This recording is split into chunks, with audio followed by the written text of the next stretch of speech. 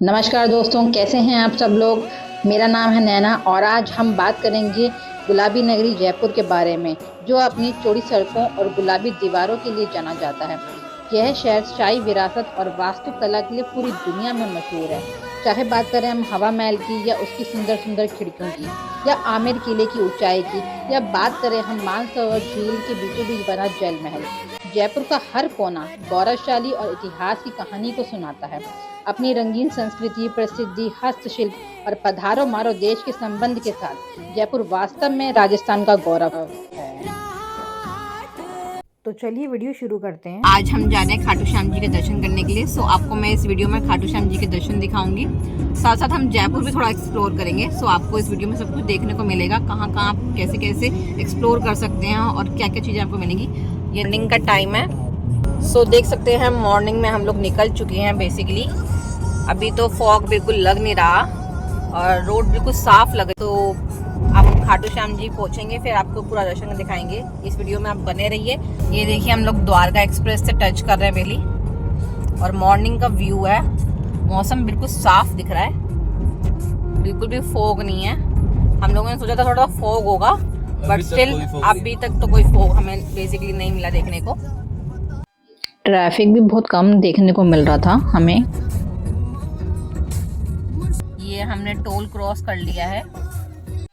ये हम Delhi Mumbai express way पे चढ़ चुके हैं और थोड़ा हमने अपनी गाड़ी की स्पीड को थोड़ा सा तेज कर लिया है, सो डैट हम जल्दी तक खाटू नरेश तक पहुंच सकें। तो बताऊं, सुबह सुबह निकलने का एक बेनिफिट होता है कि आपको रोड थोड़ी सी खाली मिलती है।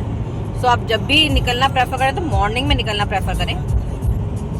ये हमें जयपुर का बोर्ड दिख गया है, सो हम थोड़ा सा गाड़ी की स्पीड को बढ़ा रहे हैं इस टाइम पे, क्योंकि रोड खाली है तो जल्दी इजीली हमें कवर हो जाएगा। सुबह सुबह का टाइम है तो हम लोग थोड़ा सा भजन सुनते हुए जा रहे थे।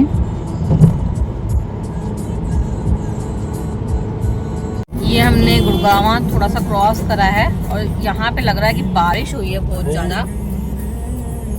हमारे दिल्ली में तो कोई बारिश नहीं हुई, बट यहाँ पे लगता है बहुत बारिश हुई है। सारी रोड बहुत गीली है।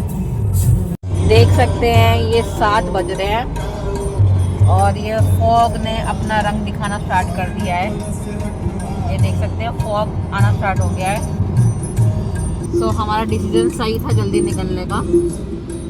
फॉग देखिए कितना निकल रहा है।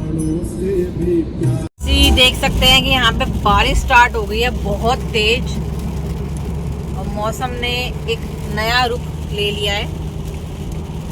वाओ,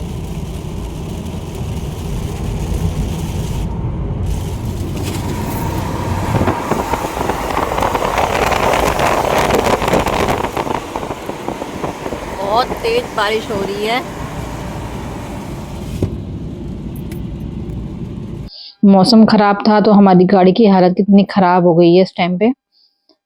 ये हम लोग कुछ खाने के लिए पहुंचे हैं, ये मन्नत है। हम लोग मन्नत में थोड़ा सा कुछ खाने के लिए रुके हैं। काफी देर से ड्राइविंग कर रहे हैं तो बड़ी भूख लग गई थी, सो हमने सोचा कुछ खाने के लिए रुका जाए। तो हम लोग मन्नत रुके हैं कुछ खाने के लिए, क्योंकि मॉर्निंग में भी हम लोगों ने कुछ नहीं खाया था, सिर्फ टी ही पी थी। ये है इसका मेन्यू। सो हम लोगों ने अपना ऑर्डर दे दिया है। ये हमारी प्लेटें और मक्खन आ गया है, वाइट मक्खन और ग्रीन चटनी। हम लोगों ने ऑर्डर किया है एक आलू पूड़ी और एक आलू प्याज का परांठा। सो हम लोग उसका वेट कर रहे हैं। यहाँ हमारा वेट ख़त्म हुआ। ये आलू पूड़ी आ गई है और ये हमारा आलू प्याज का परांठा भी आ गया है, साथ में दही का रायता भी है। सो टेस्ट किया जाए क्या टेस्ट है इसका। ये हमने आलू प्याज के परांठे में लगाया वाइट मक्खन, और अब मैं अपनी आलू पूरी टेस्ट करने जा रही हूँ। मैं आपको सच बोलूँ तो टेस्ट अच्छा है। ये मैं थोड़ा सा हलवा भी टेस्ट कर रही हूँ, ये देखिए। हलवे का टेस्ट भी अच्छा है। ये मेरी गरम गरम चाय। लोगों ने खाना खा लिया है। मौसम थोड़ा सा ठंडा था तो खाना थोड़ा सा ठंडा हम लोगों को मिला है। बाकी आप किसी लोकेशन पे, इस रूट पे आए जयपुर वाले, सो आप मन्नत का खाना जरूर ट्राई करें। खाना टेस्ट वाइज अच्छा था, बट मौसम थोड़ा सा ठंडा था तो खाना थोड़ा सा हम लोगों को ठंडा मिला। बाकी इस रूट पे आपको और भी ढाबे देखने को मिलेंगे, जैसे कि प्रिंस का ढाबा हो गया और क्या कहते हैं किंग्स का ढाबा हो गया, होटल हाईवे किंग भी ट्राई कर सकते हो। सो हम लोगों ने मन्नत का ट्राई किया है, तो खाना अच्छा था, आप ट्राई कर सकते हो। ये थोड़ी सी हमें धूप भी देखने को मिली है, थोड़ा मौसम साफ हो गया अब। यहाँ धूप ने ली है अपनी करवट और हम सुन रहे हैं रेडियो मिर्ची, बजाते रहो। हल्की फुल्की भूख लग रही है तो थोड़ा सा अमरूद खाया जाए। धूप में अमरूद का मजा ही कुछ और होता है। ये देखिए, यहाँ से ये लोग चलना स्टार्ट हो रहे हैं। फाइनली हम लोग पहुँच गए हैं खाटू श्याम जी, और यहाँ से बेसिकली एंट्री है खाटू श्याम जी की। इस गली से आप एंट्री कर सकते हैं जाने के लिए खाटू श्याम की।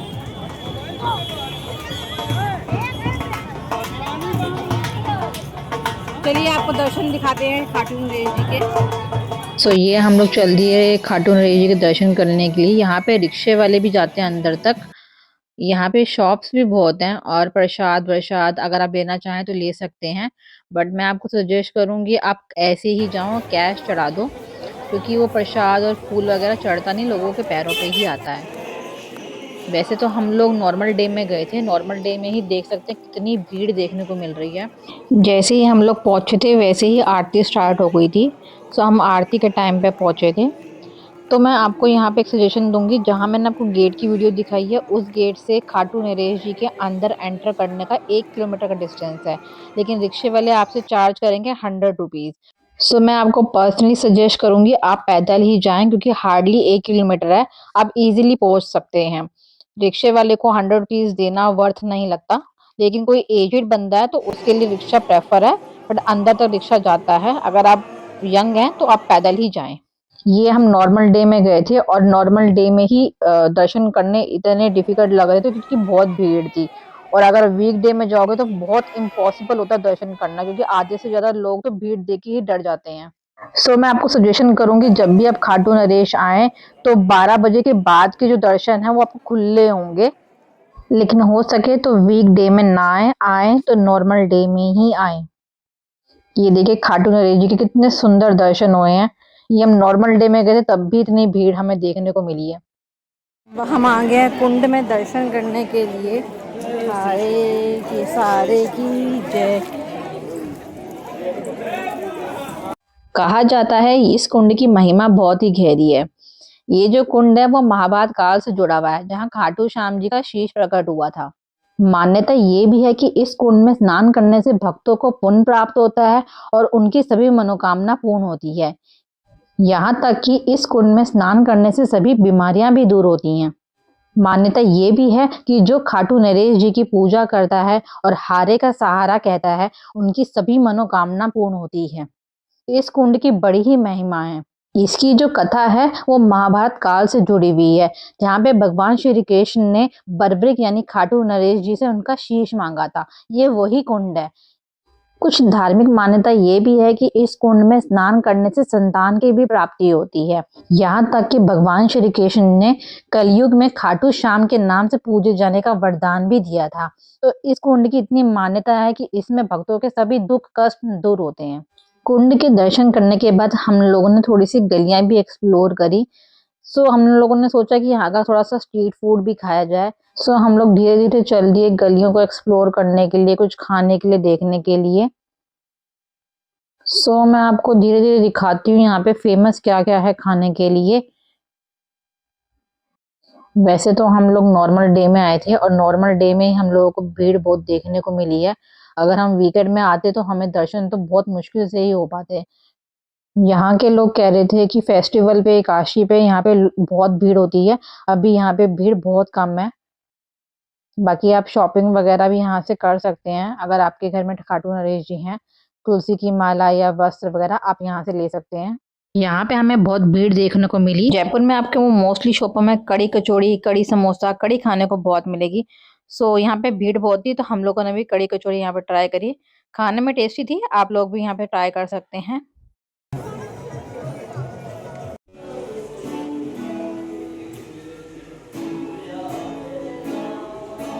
खाटू नरेश जी के दर्शन करने के बाद हम लोग फाइनली पहुंच गए अपने होटल। सो यहाँ पे हम लोग थोड़ा सा रेस्ट करेंगे क्योंकि हम लोग बहुत थक गए हैं मॉर्निंग से ड्राइविंग करते करते।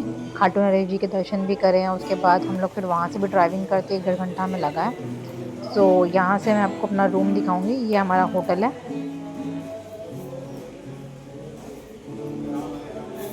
यहाँ पे एक सिस्टम है, आप अपना रूम कार्ड यहाँ पे स्वाइप करो एंड प्रेस एनी की जहाँ पे आपका फ्लोर है और इजीली आप अपने फ्लोर पे पहुंच जाओगे। ये फाइनली हम लोग होटल के रूम में आ गए हैं। ये हमारी एंट्रेंस है, यहाँ से हमारा रूम एंटर होता है। ये देखिए, ये हमारा प्रॉपर पूरा रूम है। ये हमारे होटल का व्यू है, यहाँ से हमारे होटल का व्यू दिख रहा है। मौसम थोड़ा सा साफ दिख रहा है अभी, लेकिन ठंड है। ये हमें एक चेयर दिए बैठने के लिए यहाँ पे। ये हमारा फ़ोन है, आप कुछ भी ऑर्डर करना चाहें कर सकते हैं। यहाँ पे एक मेन्यू भी है, इसके अंदर आपको जो भी ऑर्डर करना है सो वो फैसिलिटीज़ इसके अंदर अवेलेबल हैं। आप कुछ भी खाने के लिए मंगा सकते हैं। यहाँ से विंडो से भी एक हमारा व्यू दिख रहा है होटल का। जैसा कि मैं आपको दिखा चुकी हूँ, होटल साफ है। ये थोड़ा कॉफ़ी वॉफ़ी के लिए केटल वगैरह रखी हुई है, हमारी पानी की बोतल रखी हुई है और एक फ्रिज भी दे रखा है हम लोगों को यूज़ करने के लिए। बाकी साथ-साथ आपको कबर्ड भी दे रखा है यहाँ पे सामान-वामान रखने के लिए। फाइनली हम लोग थक गए थे तो हमारी चाय भी आ गई है। अब हम लोग चाय का थोड़ा-सा मज़ा लेंगे। चाय के साथ इन्होंने कॉम्प्लीमेंट्री 4 बिस्किट भी दिए हैं हमें। बाकी कुरकुरे, बिस्किट ये सब मैंने खुद निकाले हैं। सो हम लोग इसको पी के थोड़ा 1-2 घंटा सोएँगे, उसके बाद हम फ्रेश होके जाएँगे कुछ एक्सप्लोर करने के लिए। सो हम लोग अब चल दिए गोविंद देव जी के दर्शन करने के लिए। नाइट में ये हमारा होटल है बाहर से। अब हम लोग जा रहे हैं गोविंद देव जी के दर्शन करने के लिए। ठंड ज़्यादा है, सो जैकेट ज़रूर कैरी करें आप लोग। हम लोग दर्शन करेंगे और इस वीडियो के माध्यम से आप लोगों को भी दर्शन कराएंगे। यहाँ पे हमको एक चीज़ देखने को मिली है कि मोस्टली शॉप यहाँ पे 8, साढ़े 8 या सवा 8 तक बंद हो जाती हैं, लेकिन खाने वाने की शॉप आपको 12 बजे तक ओपन दिखेंगी।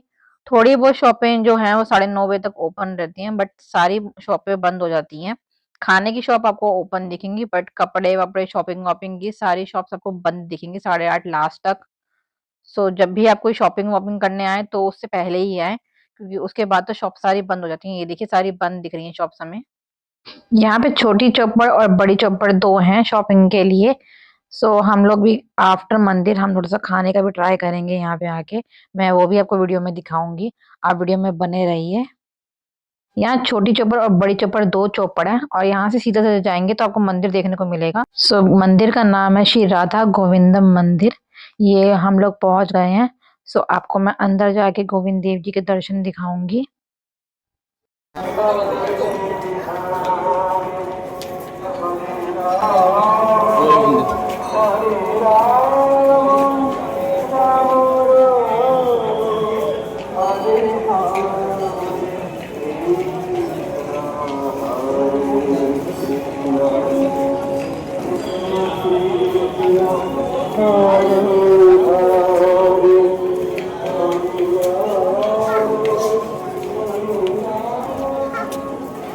सो यहाँ पे जूते वूते रखने का सिस्टम है।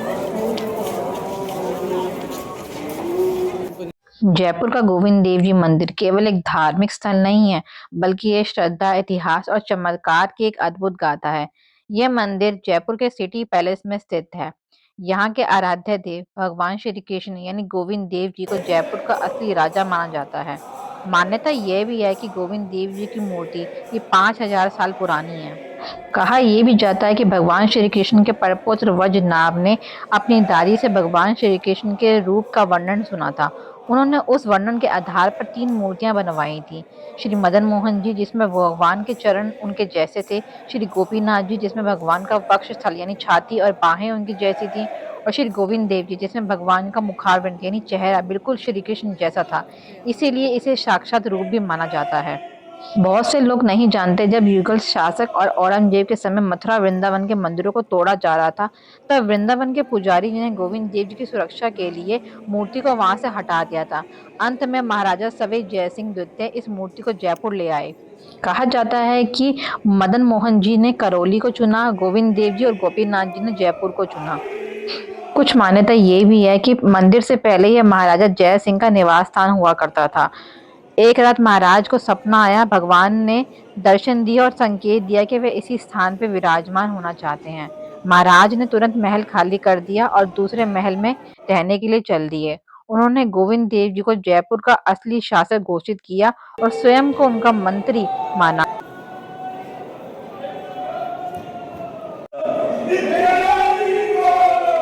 माना जाता है कि इस मंदिर का सत्संग हॉल गिनीज वर्ल्ड रिकॉर्ड में शामिल रहा है।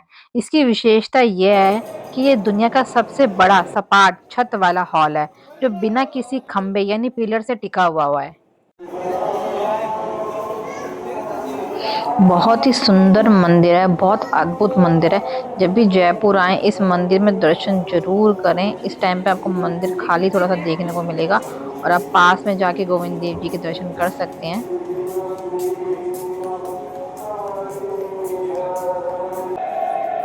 राधे राधे। की टाइमिंग 8:30 बजे लास्ट है, तो हो सके तो उससे पहले ही दर्शन करें। यहाँ पे माता रानी का मंदिर भी है। इसी रोड पे आपको मंदिर और गुरुद्वारा भी देखने को मिलेगा। गुरुद्वारे के दर्शन करा देती हूँ। ये गुरुद्वारा है यहाँ पे। ये जो लोकेशन है ये बड़ी चौपड़ मार्केट है। जैसे कि मैंने आपको दिखाया, एक छोटी चौपड़ मार्केट है, एक बड़ी चौपड़ मार्केट है। ये दोनों है मेट्रो स्टेशन से कनेक्टेड है। यहाँ पे भी आपको कपड़े वपड़े जो भी खरीदने का सामान है वो खरीद सकते हैं। खाने पीने का भी यहाँ पे आपको बहुत कुछ मिलेगा। हम मंदिर के बाद हम लोग कुछ खाने के लिए एक्सप्लोर करने गए थे। हमने थोड़ा बहुत मार्केट भी एक्सप्लोर किया। यहाँ पे कपड़े वपड़े सब लगे पड़े हैं। अभी तो 8 बजे का टाइमिंग है, तो थोड़ी शॉप्स खुली हुई हैं, लेकिन 8:30 पौने 9 तक ये बंद हो जाती हैं पूरी शॉप्स। लेकिन खाने की शॉप्स आपको प्रॉपर ओपन मिलेंगी 12 बजे तक। हम लोग कुछ स्ट्रीट फूड खाने का ट्राई कर रहे हैं। अभी हमें कुछ पता नहीं है यहाँ का खाना-वाना क्या फ़ेमस है। हम खुद एक्सप्लोर कर रहे हैं, तो मैं आपको भी बताऊँगी कि मैंने क्या-क्या एक्सप्लोर किया है। मुझे भूख लग रही थी, तो मुझे कुछ भी समझ नहीं आ रहा था, तो मैंने एक डोसा ऑर्डर किया, कुछ पेट पूजा की जाए। लेकिन इतना बकवास डोसा था ना, मैं आपको क्या बताऊँ।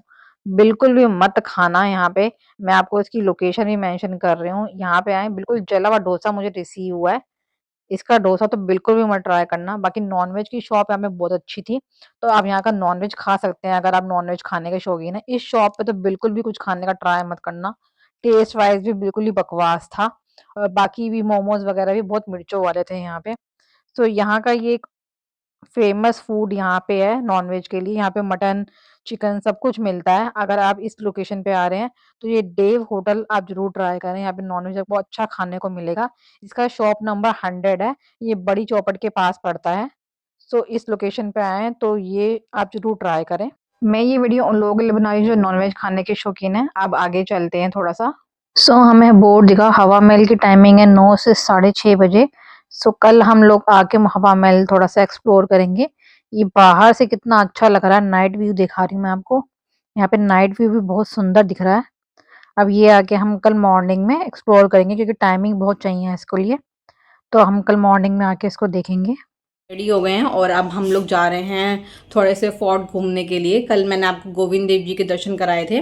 जो मंदिर जो टाइमिंग थी 8:30 बजे की लास्ट बंद होने की, तो हम लोग 8 बजे करीब पहुंचे थे वहाँ पे और इजीली हम लोग को वहाँ पे दर्शन हो गए थे 8 बजे ही। और सुंदर मंदिर था बहुत। मैंने आपको उसकी वीडियो दिखाई है कि कैसे कैसे मंदिर में आप दर्शन कर सकते हैं। टाइमिंग मेरे अकॉर्डिंग तो आप 8 बजे जाओगे तो आपको बहुत खुले दर्शन होंगे। बाकी आप थोड़े से मॉर्निंग में टाइमिंग जाओगे तो थोड़ा सा आपको रश मिलेगा वहाँ पे। आप इस टाइमिंग पे जाइए तो आपको गोविंद देव जी के दर्शन बड़े खुले होंगे। तो यहाँ पे जनवरी के मौसम में आए हैं और यहाँ पे देखने को धूप है। आप वैसे जैकेट ज़रूर कैरी करें अगर आप स्कूटी पे मतलब रेंट पे लेके थोड़ा सा ट्रैवल कर रहे हैं, क्योंकि यहाँ पे पार्किंग की बड़ी दिक्कत है। हम लोग भी स्कूटी लेके थोड़ा सा ट्रैवल करेंगे।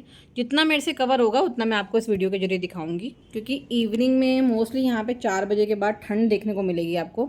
धूप तो देखने को मिल रही है बट ठंड भी यहाँ पे बहुत है, तो आप जैकेट ज़रूर कैरी करें। ये हम लोगों ने ले लिया स्कूटी और हम लोग स्कूटी पे जा रहे हैं फोर्ट को अच्छे से एक्सप्लोर करने के लिए। वैसे तो मैं बताऊं तो आप गाड़ी में भी जा सकते हैं, लेकिन मैं आपको सच बताऊं तो आप स्कूटी ही लें, क्योंकि यहाँ पे आपको ट्रैफिक बहुत देखने को मिलेगा। अगर आप 2-3 फोर्ट एक दिन में घूमना चाहते हैं तो आप स्कूटी प्रेफर करें। ये गाड़ी में आपको पार्किंग की दिक्कत भी बहुत मिलेगी, इसलिए हम लोगों ने स्कूटी ली थी। स्कूटी रेंट पे इजीली वहाँ पे मिल जाती है। मैं आपको नंबर वंबर अपनी वीडियो के कैप्शन में मेंशन कर दूंगी, आप किस लोकेशन से स्कूटी ले सकते हैं। हमें स्कूटी एक दिन में 650 रुपये की मिली थी।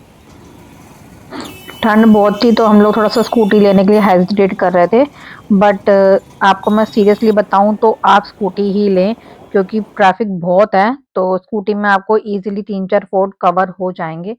तो ये छोटी चौपट की लोकेशन है। यहाँ पे मुझे एक चीज बहुत अच्छी देखने को मिली, यहाँ पे दुकानें सिस्टमेटिकली मतलब ओपन हो रखी हैं। आप देख सकते हो कोई भी दुकान फुटपाथ पे नहीं लगी हुई। सब लोगों ने बहुत सिस्टमेटिकली मतलब दुकानों को यहाँ पे ओपन कर रखा है। हमारे दिल्ली शहर में तो आधे से ज्यादा दुकानें तो फुटपाथ पे ही होती हैं। सो ये चीज जयपुर की सबसे बेस्ट लगी अभी तक तो मुझे। यहाँ मैं आपको एक बात बताना चाहूंगी, यहाँ का पिज्जा बर्गर बिल्कुल मत ट्राई करना। मैंने डोमिनोज से पिज्जा मंगाया था। ये लोग दिल्ली वालों की तरह चीज वगैरह बिल्कुल यूज नहीं करते, तो बिल्कुल भी ट्राई मत करना। बिल्कुल ही वाहियात था, खाया ही नहीं जा रहा था मुझसे।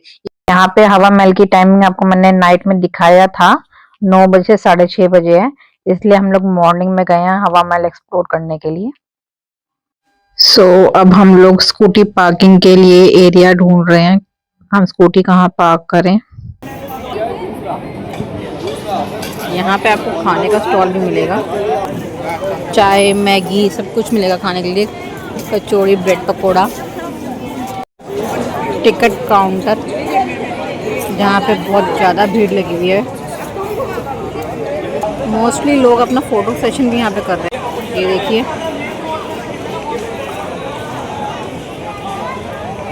इस एरिया में आपको खाने के लिए और कुछ आप घाघरा वागरा भी अगर पहन के फ़ोटो सेशन करवाना चाहते हैं वो भी आप करवा सकते हैं। बाकी अब हम आपको एंट्री करके दिखाएंगे। ये टिकट है 102 रुपये की पर पर्सन। ये हमने एंटर कर दिया है हवा महल के अंदर। यहाँ पे बीच में आपको एक फुवारा देखने को मिल रहा है। यहाँ साइड में कुछ लोग गाना भी गा रहे हैं, मैं आपको दिखाती हूँ, ये देखिए।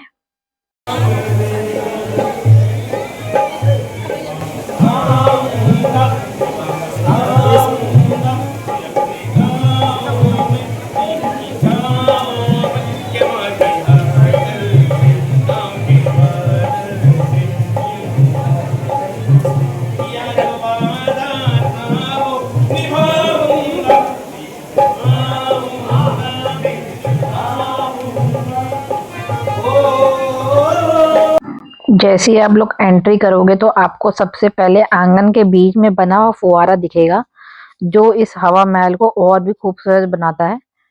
ये बीच में आंगन के एक हवा महल के ये एक फुवारा सा लगा हुआ है।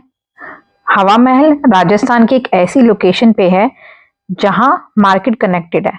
जयपुर को गुलाबी सिटी ऐसे ही नहीं कहा जाता, ये अपनी खूबसूरती और संस्कृति के लिए मशहूर है। यहाँ पे आपको बहुत से महल और किले देखने को भी मिलेंगे, जो मोस्टली लोग यहाँ पे आके देखते हैं। हवा महल उनमें से एक है। ये इमारत लगभग 50 फीट ऊंची है। कहा जाता है यहाँ की स्थापना महाराजा सवाई जय सिंह के पोते महाराजा सवाई प्रताप सिंह ने किया था। महाराज ने इसको 1799 में बनाया था। इसमें 953 खिड़कियां हैं और कमरे भी हैं। इन खिड़कियों की ये विशेषता है कि इन खिड़कियों से ठंडी ठंडी हवाएं आती हैं। कहा यह भी जाता है कि इसको बनाने के पीछे का मोटिव ये था कि राजा चाहते थे कि उनकी महारानियां किसी की नजर में ना आए, इसीलिए इसको मार्केट के बीच में बनाया गया था, ताकि रानियों को रोजमर्रा के त्योहार और जलसे देखने को मिल सके।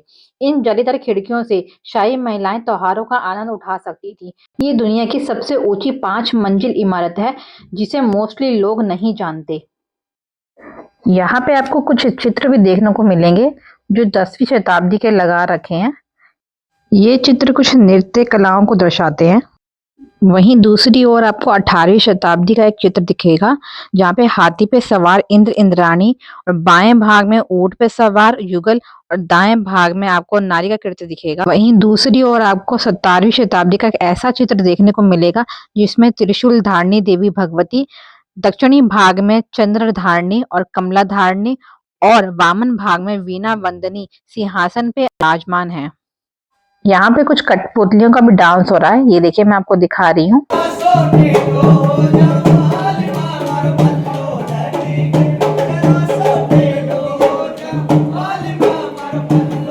ये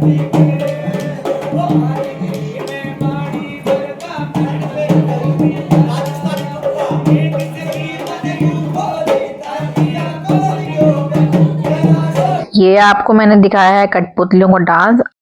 ये फाइनली हम लोगों का हवा महल कंप्लीट हुआ। अब थोड़ा सा भूख लगी तो कुछ खाने के लिए बाहर निकला जाए। यहाँ पे हमने ली थोड़ी सी पैटी।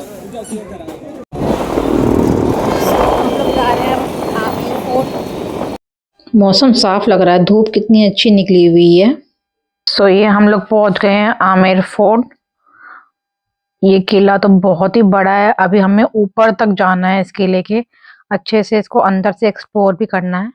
तो चलिए पहले अपनी स्कूटी हम लोग पार्किंग में लगाते हैं। सो हम लोगों ने धीरे धीरे एंट्री स्टार्ट करी है। अगर आप चाहो तो यहाँ पे पर्सनल गाइड भी ले सकते हो। गाइड के चार्जेस आपको मेरी स्क्रीन पे दिख रहे होंगे। थोड़ी सी दूर चलोगे तो आपको एक बाग देखने को मिलेगा जिसका नाम दिल आराम बाग रखा गया है। इस बाग की खासियत है कि यहाँ पे फव्वारे, जल प्रवाह और मध्य में बना हौज और किनारियां इस बाग की शोभा को और बढ़ाती है। इसीलिए इसका नाम दिल आराम में बाग रखा गया है। इसके अंदर खूबसूरत आपको फुव्वारे भी देखने को मिलेंगे, इसीलिए इसका नाम दिल आराम में बाग रखा गया है। ये किला जितना खूबसूरत दिख रहा है उतना ही इसके अंदर चलना भी पड़ता है, क्योंकि आमेर किला और जयगढ़ किला दोनों साथ में ही कनेक्टेड हैं। सो आप जब भी जाएं या तो पर्सनल गाइड से जाएं या तो आप नीचे से कोई गाड़ी बुक करके जाएं, क्योंकि नीचे से आपको देखने के लिए जितना सुंदर लगेगा उतना ही ऊपर ज्यादा सुंदर है, क्योंकि मेन जो किला है ऊपर है देखने के लिए। हम लोग क्या करते हैं, हम लोग नीचे से चलने के लिए ट्राई करते हैं और ऊपर तक हमें कुछ मिलता नहीं है। यहाँ पे भैरव बाबा का मंदिर भी आपको देखने को मिलेगा। सो मैं आपको सजेशन यही करूंगी आप नीचे से गाड़ी से के थ्रू जाएं, क्योंकि चलना बहुत पड़ता है इसके अंदर। ऊपर तक जाते जाते आप लोग थक जाओगे। अगर आप एक दिन में 2 से 3 किला घूमना चाहते हैं तो थोड़ा सा आप कोशिश करें कि नीचे से गाड़ी बुक करके जाएं। हम लोग पैदल चले थे तो हम ऊपर जाके थक गए थे बहुत ज्यादा। सो मैं आपको सजेशन यही करूंगी आप नीचे से गाड़ी बुक करके ही जाएं। ऊपर आराम से आप किला घूम सकते हैं। किला घुमाने के लिए भी ऊपर आपको गाड़ी अवेलेबल है, उसके भी कुछ चार्जेस हैं। हम लोग फर्स्ट टाइम गए थे तो हम लोगों को इन सब चीजों की इंफॉर्मेशन नहीं थी। हम पैदल ही चल दिए और हम लोग आमेर किले की तरफ गए तो हम लोग को जयगढ़ किला भी ऊपर कनेक्टेड मिला, तो हम जयगढ़ किला भी ऊपर वहां पे घूमे हैं। मैं आपको वो भी इस वीडियो के माध्यम से दिखाऊंगी। तो राजा का तो पता नहीं, लेकिन आपको यहाँ पे आने के लिए पूरा टाइम चाहिए, बहुत चलना पड़ता है और पूरा एक्सप्लोर करोगे तो अच्छे से आपको पता चलेगा इसके बारे में। बहुत चलना पड़ता है यहाँ पे आपको। से अभी हम ऊपर बैठे हुए हैं, ये सबसे ऊपर है और इससे भी ऊपर यहाँ से एक रास्ता जा रहा है, यहाँ से पूरा ऊपर रास्ता जा रहा है। आपको इसके ऊपर भी जाने को देखने को मिलेगा। सो आप जब भी यहाँ पे तो पूरा टाइम निकाल के आए। हम लोग लिटरली बहुत थक गए हैं और हम लोग यहाँ पे बैठ गए हैं। सो आप आएँ तो पूरा टाइम निकाल के आएँ। फेमस है एक तोप है जिसकी जो मैं आपको दिखाने जा रही हूँ ऊपर चल के। जो मैं आपको बता रही हूँ ये रास्ता है यहाँ से जाने का, यहाँ पे ऊपर है एक तोप, तो मैं आपको वो तोप दिखाती हूँ। ये दोनों फोर्ट मिले हुए हैं आमेर और जयगढ़। सो यहाँ पे बहुत फेमस एक है तोप, वो मैं आपको दिखाने जा रही हूँ। इस तोप को जयबान तोप भी कहते हैं। ये बहुत बड़ी तोप है, मैं आपको दिखाने जा रही हूँ और उसके बारे में मैं आपको बताऊंगी। ये देखिए, यहाँ से जयगढ़ की दूरी हमें 850 मीटर दिखा रहा है। सांस फूल गई चढ़ते चढ़ते यहाँ पे। तो यहाँ से रास्ता है और ऊपर चढ़ने का। सो हम लोग यहाँ से भी चढ़ रहे हैं। चढ़ते चढ़ते हमें एक बोर्ड दिखा कि कितना डिस्टेंस रह गया है। हम लोग यहाँ से चलना स्टार्ट हुए थे, अब हम लोग यहाँ पहुँचे हैं और फोर्ट यहाँ पे है, यानी कि पैदल हमें 3 मिनट चलना पड़ेगा और गाड़ी वाड़ी हो तो 1 मिनट। सो अभी ये ऊपर तक चलना हमें, और हम वो जो वाइट कलर का गेट है वहाँ से चलते चलते चलते चलते हम ऊपर आए हैं। अभी हमें और भी चलना है। जगह जगह आपको बोर्ड भी देखने को मिलेंगे कि कितना डिस्टेंस रह गया है। कितना सुंदर नज़ारा है ऊपर चढ़ते ही। फाइनली हम लोग पहुँच गए हैं। ये सामने है जयगढ़ फोर्ट। यहाँ एंट्री के कुछ चार्जेस भी पे करने पड़ेंगे, पर पर्सन 100 रुपीज़।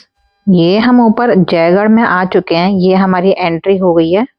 यहाँ आपको तोपों का कारखाना भी देखने को मिलेगा।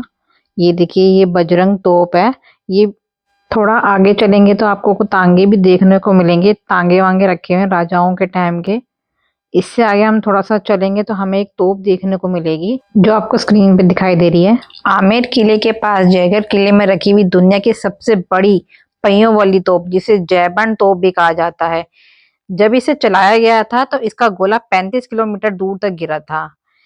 इसको सिर्फ युद्ध में एक ही बार इस्तेमाल किया गया है, क्योंकि इसको चलाने के लिए 32 बैलों को सींच कर इसे एक बुर्ज पर चला जाता था।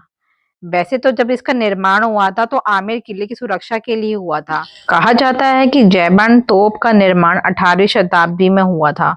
इसका मेन उद्देश्य था कि आमेर किला जो पास में ही है उसके परिसर की सुरक्षा करना, ना कि युद्ध में इस्तेमाल करना। कहा यह भी जाता है कि इस तोप को सिर्फ युद्ध में एक ही बार इस्तेमाल किया गया। जयपुर का आमेर किला न केवल राजस्थान बल्कि पूरे भारत देश की शान माना जाता है। यह किला अपनी वास्तुकला, इतिहास और भव्यता के लिए प्रसिद्ध है। इसका निर्माण राजा मान सिंह ने 1592 में करवाया था। यह किला राजपूत वास्तुकला का उदाहरण मान जाता है, जिसमें युगल वास्तुकला की झलक भी मिलती है। इस किले का इतिहास कुछ इस तरह है। आमेर किला हिंदू और युगल वास्तुकला का एक बेजोड़ संगम है। इस किले के अंदर आपको दीवाने आम देखने को मिलेगा। यहाँ राजा आम जनता लोगों की फरियाद सुनते थे। दीवाने खास ये किले का सबसे सुंदर हिस्सा माना गया है। इसको दर्पणों का महल भी कहा जाता है। कहा जाता है अंधेरे कमरे में एक मोमबत्ती जलाने से पूरे महल में रोशनी होने लगती थी। ये वही जगह है। वहीं दूसरी तरफ जयपुर का जयगढ़ किला, जिसे विजय का किला भी कहा जाता है, अरावली की पहाड़ियों पर स्थित है। यह किला अपनी मजबूती और रहस्य के लिए पूरी दुनिया में मशहूर है। इसका निर्माण 1726 में हुआ था। इस किले का मुख्य उद्देश्य आमेर किले की सुरक्षा के लिए था। इस किले के थ्रू पूरे इलाकों में नजर रखी जाती थी। इस किले की सबसे बड़ी खासियत ये थी, ये अपने पूरे इतिहास में कभी भी किसी दुश्मन द्वारा जीता नहीं जा सका, इसलिए इसे विजय का किला भी कहा जाता है। दुनिया की सबसे बड़ी तोप यानी जयबान तोप, जो आप इस वीडियो के माध्यम से पहले देख चुके हैं, इसी जयगढ़ किले में ही स्थित है। जयगढ़ किले की सबसे बड़ी पहचान दुनिया की सबसे बड़ी तोप जयबान तोप है। ये अपने समय की पहिए वाली सबसे बड़ी तोप मानी गई है। कहा यह भी जाता है कि इसे चलाने के लिए 100 किलो गन पाउडर की जरूरत पड़ती थी। जयगढ़ और अजमेर किले दोनों एक दूसरे से गुप्त सुरंग के जरिए जुड़े हुए थे। युद्ध की स्थिति में राजा और उनकी रानियां आमेर महल से भागकर जयगढ़ आ जाते थे, क्योंकि जयगढ़ में सुरक्षा के कड़े इंतजाम थे। जयगढ़ किले की अपनी खुद की एक बड़ी तोप फैक्ट्री भी थी। इतना चलने के बाद तो मेरी हिम्मत ही नहीं हुई कि मैं नीचे तक पैदल जाऊं। सो हमने बुक करी यहाँ पे गाड़ी, ये प्रॉपर आपको नीचे तक छोड़ेगी। इसको आप नीचे उतरने और अंदर फोर्ट में घूमने के लिए यूज कर सकते हैं। इसके चार्जेस 150 रुपीज हैं पर पर्सन। आपको मैं सजेशन दूंगी आप ऊपर जाते वक्त गाड़ी लें, ताकि आप एक्सप्लोर कर सकें और नीचे आराम से पैदल उतर सकें, क्योंकि उतरना बहुत इजी होता है और चढ़ना बहुत डिफिकल्ट होता है। इसलिए मैं आपको सजेशन यही करूंगी कि आप गाड़ी से ऊपर जाएं, ऊपर एक्सप्लोर करें और नीचे उतरते वक्त पैदल आ जाएं। अब हम लोग आए हैं जल महल। जयपुर का जल महल दुनिया के सबसे सुंदर रहस्यमय महलों में से एक माना जाता है। ये मान सागर झील के बीचों बीच स्थित है। जल महल की सबसे बड़ी विशेषता ये है कि इसकी बनावट इस तरीके से बनाई गई है कि यह महल देखने में एक मंजिल का नजर आता है, लेकिन असल में ये 5 मंजिल की इमारत है। इसकी 4 मंजिल हमेशा पानी में के अंदर ही डूबी रहती है। केवल सबसे ऊपरी वाली मंजिल ही पानी के ऊपर दिखाई देती है। इसे बनाने के लिए खास पत्थर और चूने के गारे का इस्तेमाल किया गया था, ताकि पानी रिस कर अंदर जाए। इसका निर्माण 1799 में किया गया था। इस महल को शिकार और विश्राम के लिए ही यूज किया जाता था। इस महल को कभी रहने के लिए नहीं बनाया गया था। इसका मुख्य उद्देश्य राजा ने अपने द्वारा बतखों का शिकार करने के लिए और अपने परिवार वालों के लिए गर्मियों में शाही पिकनिक बनाने के लिए इस्तेमाल किया जाता था। यह महल राजपूत और मुगल वास्तुकला का मिश्रण है। इसके चारों ओर सुंदर छतरियां बनी हुई हैं। हम लोग गए थे आमेर फोर्ट और जयगढ़ फोर्ट। सो मैं आपको यहाँ पे एक सजेशन देना चाहूँगी, आप जब भी जाएं तो कोई गाड़ी बुक करके जाएं, पैदल बिल्कुल मत जाएं, बिल्कुल बैंड बज जाती है पैरों की। हम लोग पैदल गए थे आमेर फोर्ट तक, और वहाँ से जो जयगढ़ फोर्ट था दोनों कनेक्ट था। वहाँ पे चलना बहुत पड़ता है, नीचे से तो कुछ भी नहीं है, बट ऊपर जाके आपको बहुत कुछ देखने को मिलेगा। मैं आपको प्रेफर यही करूँगी कि आप यहाँ से गाड़ी बुक करके ही जाएं ऊपर, और वहाँ पे इजीली आप वहाँ पे एक्सप्लोर कर सकते हैं सब चीज़ें, क्योंकि उतरना बहुत इजी है लेकिन चढ़ना बहुत मुश्किल है, ऊपर से चढ़ाई टाइप है। तो जब भी आप इस लोकेशन पे आएँ तो ये दोनों चीज़ें कनेक्टेड हैं आपस में, तो आप गाड़ी ही बुक करें, इजीली आप वहाँ पे एक्सप्लोर कर सकते हैं, वरना बहुत थक जाएंगे, क्योंकि यहाँ पे फोर्ट बहुत ज़्यादा चलने के लिए है। साथ में हम लोग जल महल भी गए थे, वहाँ पे हमने देखा, तो उसकी वीडियो भी मैंने इसके अंदर ही आपको अपलोड कर रखी है। और साथ साथ हम लोग हवा महल भी गए थे। हवा महल वैसे तो ठीक ठाक था, मतलब अंदर से ज़्यादा कुछ नहीं, लेकिन जो लोग मतलब बेसिकली जो लोग किले वगैरह के शौकीन है ना, उनको एक बार देखना जरूर बनता है। वहाँ का मुझे स्ट्रीट फूड थोड़ा सा सही लगा। वहाँ पे हम लोगों ने पैटी ऑर्डर की थी, बहुत टेस्टी थी।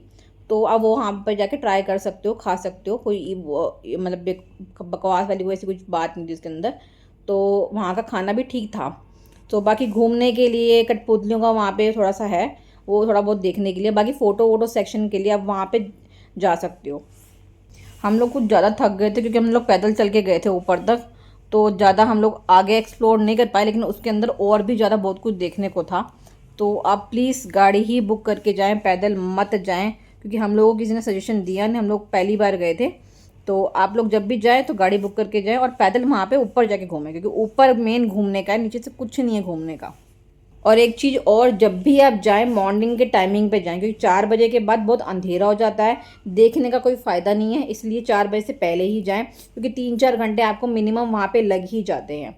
आप इतना टाइम कंज्यूम करके चलें कि आपको 3-4 घंटे लगेंगे। अगर आप 12 बजे भी वहाँ पहुँचते हो तो मतलब 4 बजे तक आप ईजिली फ्री हो जाओ वहाँ पे। आप इस टाइमिंग के अकॉर्डिंग वहाँ पे जाइए। अब हम लोग जा रहे हैं कुछ खाने के लिए। हमें किसी ने बताया यहाँ पे मोटू राम का खाना बहुत फेमस है। अब हम उसको एक्सप्लोर करने के लिए जा रहे हैं कुछ खाने के लिए, क्योंकि हमें 5 सवा 5 बज गए थे, तो भूख बहुत लग रही थी, कुछ नहीं खाया हुआ था हम लोगों ने। तो जैसे ही हम लोग गए तो हमें ये बंद मिला, और लिटरली इतना बुरा फील हो रहा था, क्योंकि बड़ी गंदी भूख लग रही थी। तो हमने सोचा चलो होटल जाते हैं, चाय वाय पी के फिर आएंगे नाइट में। ये क्योंकि ओपन होना था 6:30 बजे, 5 बजे हम लोग पहुंचे थे, 6:30 बजे ये ओपन होना था। 1.5 घंटा वेट करने का कोई बेनिफिट नहीं था। तो हम लोग होटल आ गए अपने, चाय वाय पी के हम लोग फिर 8:30 हम लोग यहाँ से निकले थे दोबारा से खाना खाने के लिए, क्योंकि हमने सुना था यहाँ का खाना बहुत फेमस है, तो ट्राई करना तो बनता था। तो ये हम लोग चल दिए अपनी स्कूटी पे खाना खाने के लिए, मोटू राम का खाना, जो सुनने में आया बहुत फेमस है। तो मैं आपको खाना वाना खा के बताऊंगी यहाँ पे क्या क्या फेमस है और क्या क्या आप ट्राई कर सकते हैं अगर कभी भी आप जयपुर आ रहे हैं। ये निकाली हमने अपनी स्कूटी और चल दिए खाना खाने के लिए। तो अभी मैं आपको खाना खाने के बाद बताऊंगी कैसा रहा मेरा एक्सपीरियंस का। मैंने सुना है बहुत फेमस है यहाँ का, वी विल ट्राई दिस। देखते हैं कैसा, ठंड बहुत है, बहुत बुरा हाल हो रखा है। आप वीडियो में बने रहिए, बाकी दिखाते हैं पहुंचने के बाद कि कैसा कैसा व्यू है वहाँ का अंदर का भी, क्योंकि हमें अंदर के व्यू की फोटो भी नहीं मिल पाई। ये फाइनली हम लोग पहुंच गए हैं मोटू राम के खाने के लिए। तो यहाँ पे हम लोग को देखने को मिल रहा है कि ऑलरेडी भीड़ है।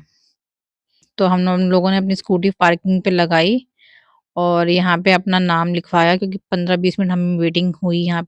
भीड़ देख के हम लोग को लग रहा था कि यहाँ का खाना बहुत फेमस, तो हम लोग वेट करने के लिए बैठ गए थोड़ा सा कि कितना टाइम लगता है। 15-20 मिनट के बाद हमारा नंबर आ गया था, और हम लोग अब अंदर जाके बैठेंगे। यहाँ से हम लोग खाना ऑर्डर करेंगे। ये है मेन्यू। यहाँ इनका ये जो मेन्यू है, इसके अंदर सब कुछ मिलेगा आपको, लस्सी, मोहितो, सब कुछ मिलेगा। ये सारा इनका मेन्यू है यहाँ पे। ये आपको ऑनलाइन भी देखने को मिल जाएगा। यहाँ पे खाना बहुत फेमस है, तो हम लोग सोच रहे हैं कुछ थाली यहाँ पे ऑर्डर की जाए। थाली में सब कुछ हो जाएगा कवर हमारा। इन्होंने खाने का नाम प्रसादम रखा है। देखते हैं कि प्रसादम वाला टेस्ट इसके अंदर आता है या नहीं। यहाँ पे 56 भोग की थाली भी है 5100 की, ये देखिए। हम लोग ऑर्डर कर रहे हैं श्री नानक भोग, जिसके अंदर हमें सब कुछ खाने को मिलेगा। थाली आने के बाद हम आपको बताऊंगी इसका खाने का टेस्ट कैसा है। सो ये आपको सब कुछ मिलेगा ऑनलाइन। आप ऑनलाइन जाके इसकी मेन्यू सर्च कर सकते हैं। ये बेसिकली इसकी लोकेशन है अंदर से। वैसे ये थाली 501 रुपए की है, लेकिन टैक्सी वैक्सी लगा के आपको 580 की थाली पड़ेगी। ये हमारी थाली आ गई है, साथ में ये लस्सी है।